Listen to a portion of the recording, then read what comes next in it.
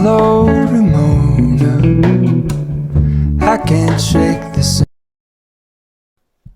So, knowing that I'm planning on making a vlog motivates me to get out of the house and go different places in Japan.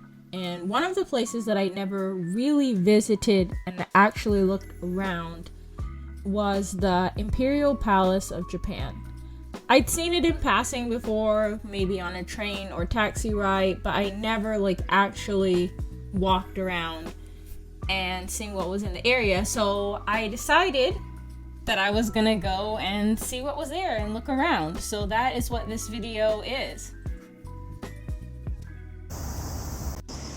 If you are a matcha frappe lover and you enjoyed them in the US or someplace else, I highly recommend trying them in Japan because to me they just hit different here. This is so good. Partly because I haven't eaten anything all day, so I'm about to eat this blueberry bagel and then try and see as much of the Imperial Palace as possible. So, having never visited this area before, there were a lot of things that I didn't know, but now make sense after having visited. For example, this location is important not only historically, but also currently, as it is the Imperial Palace area. So, for that reason, it completely makes sense that certain areas are off limits. And as always, I know my Team Ikigai peeps always follow the rules and are respectful of whatever is posted as the signage, but I definitely think it makes sense to do your research ahead of time just to make sure you have the most enjoyable time possible and you get the most out of your trip. And since I didn't notice that some areas were closed off, I feel like it's worthwhile to mention it. That way you have realistic expectations of what you can and cannot see or access. All of those things said, it was 100% worthwhile to view. I actually ended up running into a tour group. I'm going to put their information in the description of this video.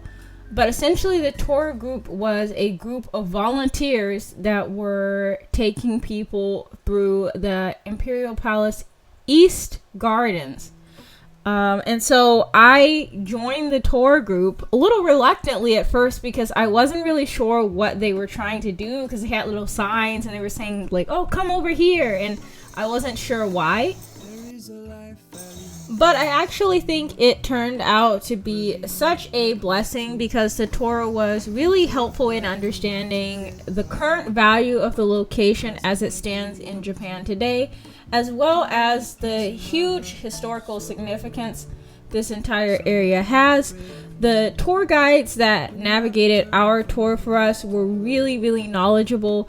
I wish I could divulge into all the information that they shared in detail, but I don't think I would do it justice. So again, in the description of this video, I'm going to put information so that you can locate the same group that narrated and navigated my tour. So if you want to have a similar experience, you can meet up with them.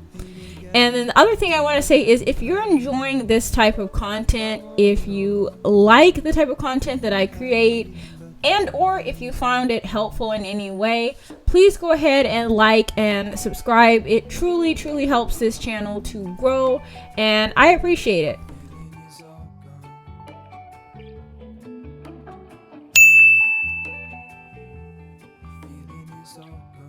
Speaking of appreciation, I think we can all agree that Japanese gardens and the way that they are structured is truly remarkable in the fact that it is really simple but yet somehow perfect.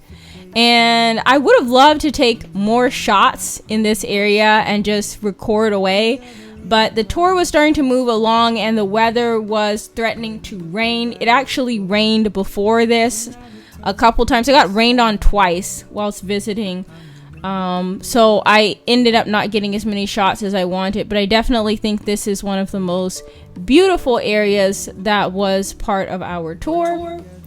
And when the tour was over, I headed over to the National Museum of Western Art to end off my day. I wasn't really allowed to record in there, but I just wanted to show you the grounds before I headed home. If you've watched this far, thank you so much. Please leave a train in the comments, and I'll see you next time.